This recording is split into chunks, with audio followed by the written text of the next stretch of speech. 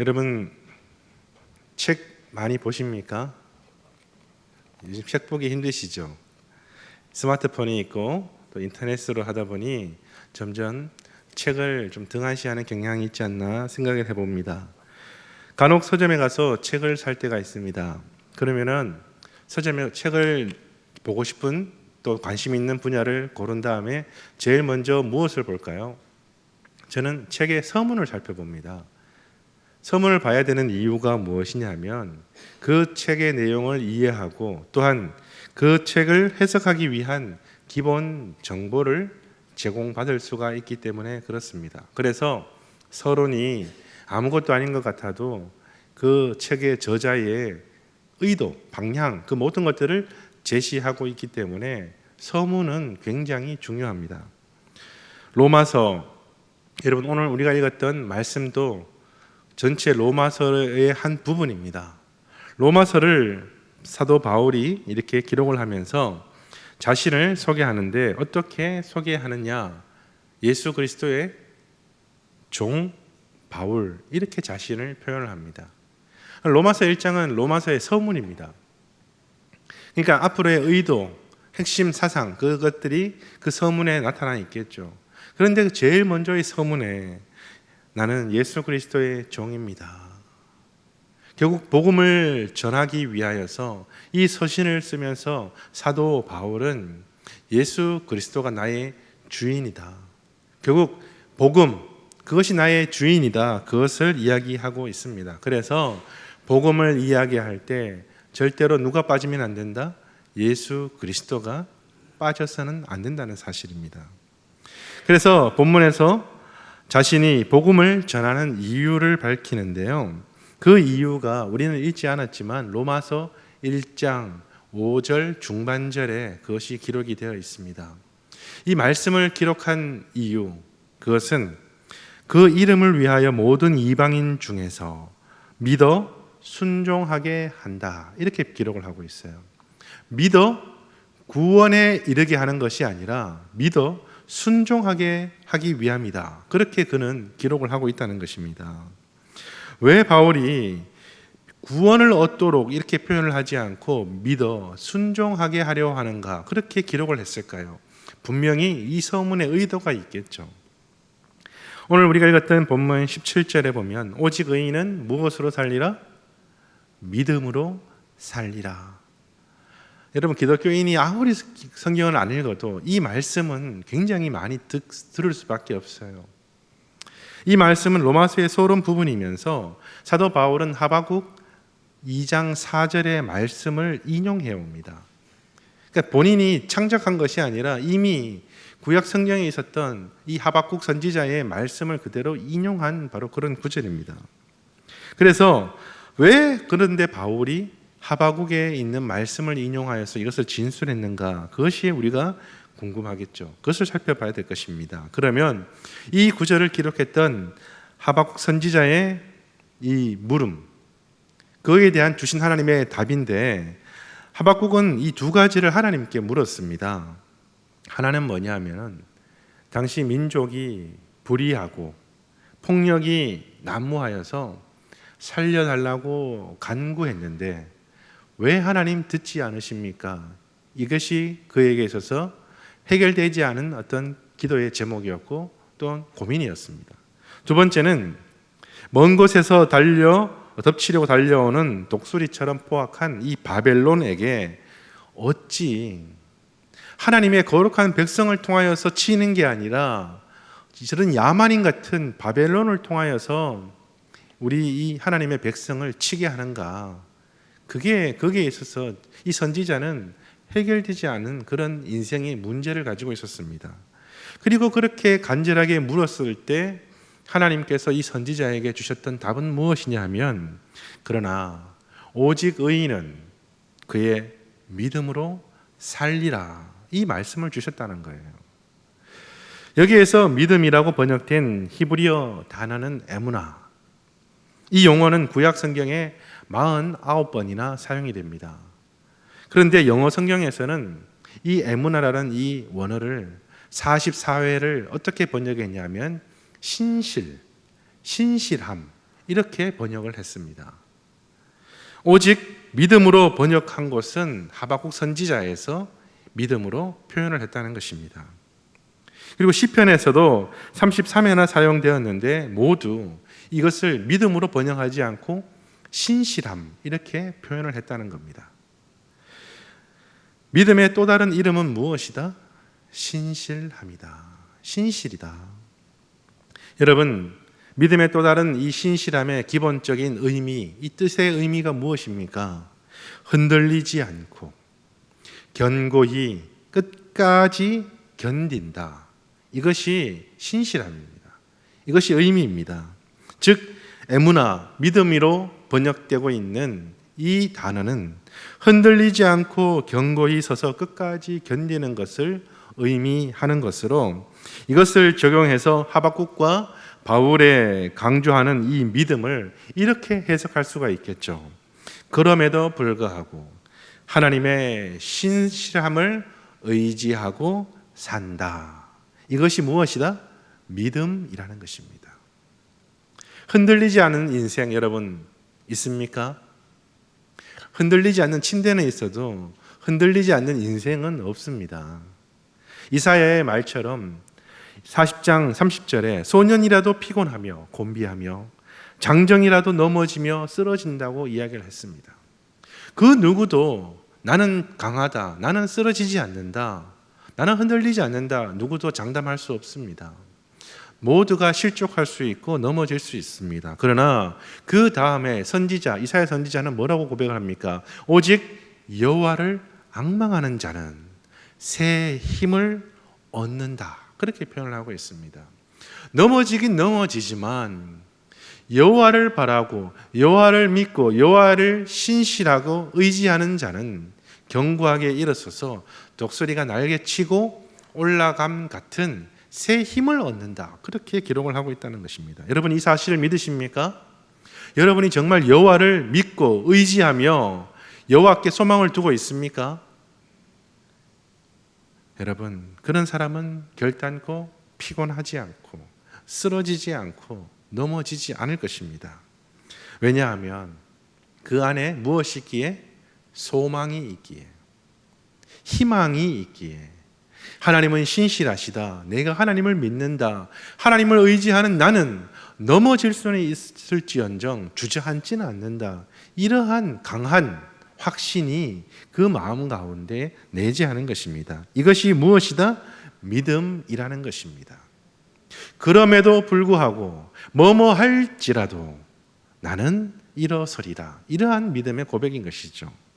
여러분 찌라도 이야기 아십니까? 한 번쯤은 많이 들어보셨을 거예요.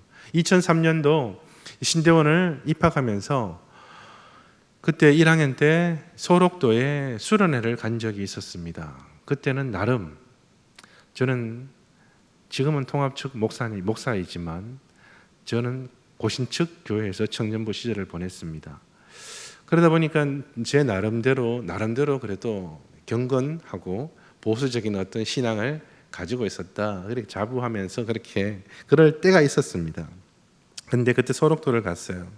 그곳에서 섬기시는 장로님의 이야기를 간증을 들을 수가 있었습니다. 그 장로님께서 이렇게 이야기하셨습니다. 소록도에 하나님을 만나려면 소록도에 와야 하지만 소록도를 찾는 모두가 소록도에 하나님을 만나는 것은 아닙니다. 뭔가 좀 알아듣기 힘든, 소록도에 왔는데 다 만나는 거 아니라고 하니까 1학년, 그래서 신대원 1학년생이고 열정이 불타오르는 그때 나는 기필코 소록도에 하나님을 만날 것이다. 그렇게 다짐을 했죠. 그리고 열심히 그 장로님의 말씀을 듣고 쉬는 시간에 섬 주위를 살펴봤습니다. 왜요? 찌라도를 찾아야 되니까. 찌라도를 찾아야 제가 소록도에 하나님을 만날 수가 있잖아요. 아무리 찾아도, 눈 뜨고 찾아봐도 시력이 그래도 되게 좋았었는데 섬이 보이지 않는 겁니다. 낙심할 수밖에 없는 그때 저녁에 다시 집회를 하는데 그 뜻을 알게 되었습니다. 그것은 찌라도는 섬이 아니라 하박국 3장 17절의 말씀이었습니다.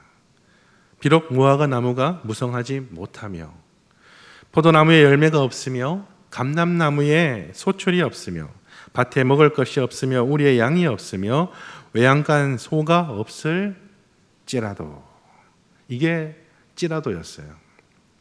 정말 어이없는 허탈감도 있었지만 그때 참 마음에 와닿는 게 있더라고요. 무화과 나무가 없을지라도, 포도나무에 열매가 없을지라도, 감람나무에 소출이 없을지라도, 밭에 먹을 것이 없을지라도, 우리의 양이 없을지라도, 외양간에 소가 없을지라도, 어떤 상황일지라도 여러분, 원망과 불평 없이 나는 여호와로 말미암아 즐거워하며 나의 구원의 하나님으로 말미암아 기뻐하리로다. 이것이 소록도를에서 살아가는 그 사람들의 믿음의 고백이었다는 것이죠. 그것을 바라보면서 참 부끄러웠습니다. 왜냐하면 너무 포실하게 자라와서 없으면 불평하고 짜증내고 했던 지난날의 저의 모습들, 지금도 여전히 그 안에 그러한 모습들이 있을지도 모릅니다. 그러나 믿음이라는 것이 무엇이냐? 비록 뭐뭐 할지라도, 이 찌라도를 내가 잊어버리면 내 안에 불평과 원망이 자리 잡게 되는 것을 알게 되었습니다. 뭐뭐 할지라도 나는 하나님을 믿습니다. 뭐뭐 할지라도 하나님을 의지하며 살겠습니다. 이것이 믿음이요, 믿음의 삶이요, 바른 자세라는 것을 다시 한번 생각하게 되었습니다. 우리는 로마서 하면 오직 믿음, 이 믿음에 대해서만 강조한다고 생각을 합니다. 그래서 무엇을 병행해서 봐야 된다? 야고보서의 말씀을 우리는 반드시 읽어야 된다, 그렇게 이야기를 합니다. 저 또한 그렇게 생각을 했었어요. 그러나 여러분, 사도 바울은 결단코 이 믿음에 대해서만 그냥 바로 믿어야 된다는 거기에 대해서만 강조한 것이 아니라 우리의 삶의 자세에 대해서도 그는 강하게 이야기를 하고 싶었던 것입니다. 그래서 믿음의 또 다른 이름, 이 신실, 이것이 로마서의 핵심 주제의 하나라는 것입니다. 오늘 여러분 믿음 어떻습니까? 오늘날의 믿음 너무나도 정형화되어 있지 않습니까? 믿음이라 하면 흔히 교회 열심히 다니는 것, 그리고 나아가서 열심히 봉사하는 것, 강단에서는 믿음을 가져라, 믿음을 가져라 이렇게 강조합니다. 그래서 믿음을 가진다는 것에 대해서 내가 가져야 되는 것, 성취하는 것, 얻는 것, 듣는 것, 여기에만 집중할 때가 참 많이 있었죠. 그러나 분명한 것은 하나님의 신실, 그것을 믿는 자들은 일상에서 고민하는 자들이라는 거예요. 내 삶 속에 하나님의 신실함이 있는가? 하나님이 신실하니 나도 신실한 삶을 위해서 어떻게 해야 되는지, 그것이 바로 무엇입니까? 찌라도의 삶인 것이죠. 불평할 수밖에 없고 원망할 수밖에 없고 짜증낼 수밖에 없는 이 현실의 삶이지만, 그럼에도 불구하고 나는 여호와로 말미암아 감사하고 기뻐하고 즐거워하는가, 스스로를 돌아보는 그런 반성의 시간들이 있어야 된다는 것이죠. 그것을 날마다 점검하고 돌아보는 그런 일상의 삶, 그것이 바로 무엇이다? 믿음의 삶이라는 것입니다. 그래서 여러분, 우리의 삶이 무엇이다? 예배라고 이야기를 하는 거예요. 주일만 드리는 것이, 주일만 드리는 일회성인 예배자의 삶이 아니라 삶이 예배인 그런 예배자의 삶이 되어야 된다는 이야기들을 한 번쯤은 들어보셨을 것입니다. 우리의 일상, 우리의 삶, 지난번에 몇 번 언급한 적이 있습니다. 신앙 생활입니다. 그렇죠? 신앙 따로, 생활 따로가 아니라 신앙과 삶이 하나가 될 때 진정 우리는 그 사람을 무엇이라고 부르는가? 그리스도인, 신앙인이라고 우리가 부르는 것이지, 이것이 떨어지면요, 세상과 우리는 다를 바가 없다는 것입니다. 그래서 사도 바울은 여러분, 그 믿음이라고 할 때 단지 우리가 믿는 그런 감정, 거기에만 그치는 것이 아니라 우리의 삶에 또한 그 서론에서 포커스를 맞추면서 우리에게 강조를 하고 있다는 것입니다. 그래서 바울은 이렇게 얘기합니다. 복음에는 하나님의 의가 나타나서 믿음으로 믿음에 이르게 한다. 믿음으로 의롭다함, 이 바로 칭의라는 것이죠. 이 칭의를 받은 자들이 어떻게 살아야 되는가, 여기에 대해서 이 말씀에서 그것을 나타내고 있습니다. 여러분, 신실, 신뢰, 이것은 믿음의 대상과 믿는 자 간의 관계를 전제로 합니다. 그러니까 뗄래야 뗄 수가 없어요. 믿음의 대상과 믿는 자의 어떤 관계가 분명하게 필요합니다. 그런 자들이 서로 간의 쌍방 간의 노력과 헌신이 필요하다는 것이죠. 루터는 이렇게 이야기했습니다. 우리가 의롭다함을 입었기 때문에 우리 자신을 거룩하게 하는 것이다. 내가 의인이기 때문에 의인에 합당한 삶을 살아간다는 것이죠. 그럼 하나님의 의가 어떻게 믿음으로 믿음에 이르게 하는가? 여러분, 하나님의 의는 우리를 믿음으로 출발하게 합니다. 즉, 하나님을 믿고 예수 그리스도를 나의 구주, 나의 하나님으로 영접하게 되는 것이죠. 그렇게 믿음으로 출발하는 것입니다. 그러나 그게 끝이 아니죠. 믿음의 여정입니다. 나그네의 삶입니다. 그 가운데 무엇이 이끈다고요? 하나님의 의가 나를 이끌어가는 것입니다. 그래서 하나님과 교제하면서 하나님과의 친밀함 속에서 우리는 무엇을 나갑니까? 더 견고한 믿음의 삶으로 나아가게 되는 것이죠. 그래서 믿음으로 믿음에 이르게 한다는 것입니다. 그 가운데에는 하나님의 의가 있다는 것입니다. 그 이끄시는 그 하나님의 의로 말미암아 사도 바울은 서두에서 이야기했었죠. 로마서 1장 5절에서 복음을 전하는 이유가 무엇이다? 믿어 순종하게 하기 위함이다. 즉 하나님의 의가 우리가 하나님의 말씀에 엎드리게 하고 믿게 하고 순종하게 한다는 것입니다. 순종한다는 게 뭐예요? 따른다는 거예요. 하나님이 말씀하시면 내가 따르겠습니다. 바로 그것을 이야기하는 것이죠. 그래서 여러분, 히브리어에서 여러분 듣다, 이 말은 세 가지의 의미를 가지고 있습니다. 듣는다, 그리고 이해한다, 그리고 행동한다. 이게 듣는다는 거예요. 우리가 자녀들이 엄마가 잔소리를 하면 알았다고 이렇게 하는 것이 아니라 듣고 바로 행동으로 옮기는 것, 그것을 듣는다, 그렇게 이야기를 하고 있는 거예요. 이 바울은 히브리적 사고와 신학을 바탕으로 믿음에는 반드시 무엇이 동반된다? 복종과 순종이 따르게 된다는 것을 이야기하고 있는 것입니다. 믿음으로 믿음에 이른다. 예수 그리스도를 믿음으로 순종하게 되고 더욱더 그리스도를 잘 믿게 되는 것이죠. 이 안에서 친밀함이 나타나는 것입니다. 우리는 날마다 그래서 주님을 만나야 되고 주님과의 교제를 통하여서 더욱더 신실한 믿음의 사람으로 거듭나게 되는 것입니다. 여러분, 우리가 남녀가 서로 남남인 남녀가 함께 그저 교제를 통해서 결혼식을 통하여서 부부가 되죠. 그리고 같이 살게 됩니다. 결혼식하고 여러분 떨어져 사는 부부, 주말 부부 말고요, 떨어져 사는 부부는 없지요. 부부는 같이 살아가는 존재입니다. 그 안에는 무엇이 항상 있어야 됩니까? 서로를 향한 존중, 서로를 향한 친밀함이 필수적인 요소이죠. 내가 결혼했다고 다 이루었다 하고 지멋대로 살면은 그 가정에는 파탄이 생겨나는 것입니다. 그 친밀함을 계속 유지하지 않으면 그 가정은 화목할 수가 없는 것이죠. 혼자의 노력으로 하는 것이 아니라 쌍방의 노력이 필요한 것입니다. 그것이 바로 친밀함인 것이죠. 바로 우리가 예수 그리스도를 믿는다고 할 때 이 친밀함, 하나님과의 교제, 예수 그리스도 안의 친밀함이 없이는 우리의 더 큰 신앙의 성숙, 믿음으로의 삶으로는 없다는 것입니다. 어중간한 98%의 믿음, 97%의 믿음은 없습니다. 믿음은 100%라고 이야기를 하죠. 믿느냐 아니면 믿지 않느냐. 내가 너를 믿는데 약간 뭔가 좀 의심스럽단 말이야. 이게 뭐예요? 믿는다는 말입니까? 안 믿는다는 말입니까? 안 믿는다는 것이죠.